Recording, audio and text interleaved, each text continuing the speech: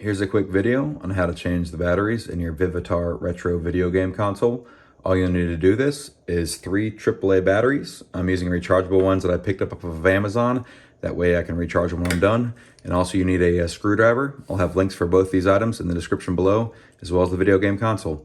First thing you need to do, turn the back of this TV over and you're gonna see a screw here. Now this is a Phillips head screw, so back out the screw. Now open the hatch. Now you'll see your 3 dead batteries inside. So these are rechargeable ones, so I'm gonna take them out and recharge them and replace them with ones that I already have charged. So set those aside. Now take my 3 charged batteries, put them in one at a time.